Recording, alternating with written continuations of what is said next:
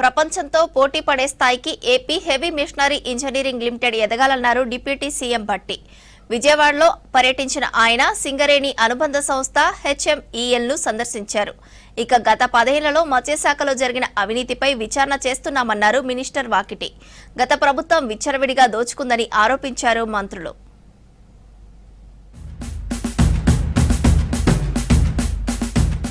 ముఖ్యమంత్రి రేవంత్ రెడ్డిని కలిశారు ప్రముఖ కవి, రచయిత అందశ్రీ. జూబ్లీహిల్స్ నివాసంలో మర్యాదపూర్వకంగా భేటీ అయ్యారు. వివిధ అంశాలపై ముఖ్యమంత్రితో చర్చించారు. అందశ్రీ రచించిన జయ జయ హే తెలంగాణ గేయాన్ని రాష్ట్ర గీతంగా సర్కార్ గతేడాది ప్రకటించింది. ఉద్యమంలో కీలక పాత్ర పోషించినందుకు ఈ ఏడాది జూన్ 2న అందశ్రీకి 1 కోటి నగదు పురస్కారాన్ని అందించింది. భేటీలో పలు విషయాలపై చర్చించినట్లు తెలుస్తోంది. మరోవైపు సింగర్ రాహుల్ సిప్లీగంజ్ రేవంత్ రెడ్డితో భేటీ అయ్యారు. రాహుల్ సిప్లీగంజ్ కు 1 కోటి రూపాయల నగదును సీఎం అందజేశారు.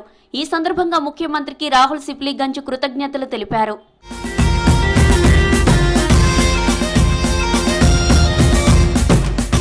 ప్రపంచంతో పోటీ పడే స్థాయికి AP heavy machinery engineering limited ఎదగాలన్నారు డిప్యూటీ సీఎం భట్టి విక్రమార్క. ఆంధ్రప్రదేశ్లోని విజయవాడలో సింగరేణి అనుబంధ సంస్థ HMEL ను సింగరేణి సీఎండీ బలరాంతో కలిసి సందర్శించారు. ఈ సందర్భంగా ఆయన కార్మికులతో కలిసి ముచ్చటించారు. ప్రపంచ వ్యాప్తంగా కొత్త పరిశ్రమల విడి విభాగాల తయారీ, పాత విడి విభాగాలను మరమ్మతులు చేసి సరఫరా చేస్తున్న ఇంజనీరింగ్ సంస్థలకు ఏపీ HMEL కన్నా మించి మిషనరీ, మానవ వనరులు లేవన్నారు భట్టి.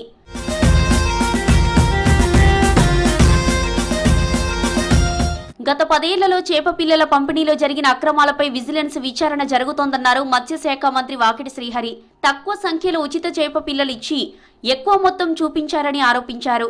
చేప పిల్లల పంపిణీకి 122 కోట్ల రూపాయలను ప్రభుత్వం విడుదల చేసిందన్నారు. 6 లక్షల టన్నుల చేపల ఉత్పత్తి చేయాలని టార్గెట్ పెట్టుకున్నామని తెలిపారు. రాష్ట్ర వ్యాప్తంగా ఎలాంటి అక్రమాలు లేకుండా చేప పిల్లల పంపిణీ చేస్తున్నామని వివరించారు మంత్రి.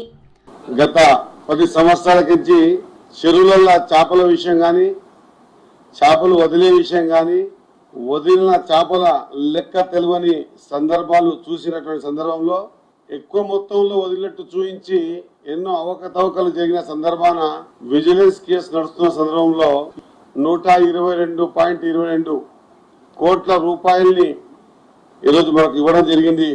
హుస్నాబాద్ కు ఇంజనీరింగ్ కాలేజీ మంజూరుపై హర్షం వ్యక్తం చేశారు మంత్రి పొన్నం ప్రభాకర్. ఈ సందర్భంగా విద్యార్థులకు అభినందనలు తెలిపారు. తాను ఎంపీగా ఉన్నప్పుడు శాతవాహన వర్సిటీ ఇంజనీరింగ్ కాలేజీ కోసం కొట్లాడానని, అప్పుడు సాధ్యం కానిది ఇప్పుడు సాధ్యం చేశామని చెప్పారు. హుస్నాబాద్ ఇంజనీరింగ్ కాలేజీ అన్ని ప్రాంతాలకు అనుకూలమైన ప్లేస్ లో ఉందని చెప్పారు పొన్నం. రేపటి స్వాతంత్ర్య దినోత్సవ వేడుకలకు ఘనంగా ఏర్పాట్లు చేస్తోంది సర్కార్. గోల్కొండ కోటలో జాతీయ జెండా ఆవిష్కరించనున్నారు సీఎం రేవంత్ రెడ్డి. ఆ తర్వాత ప్రజా సంక్షేమ పథకాలు, సర్కార్ విజన్ ను వివరించనున్నారు. జిల్లా కేంద్రాలలో ఇన్ఛార్జి మంత్రులు జెండా ఎగురవేయనున్నారు.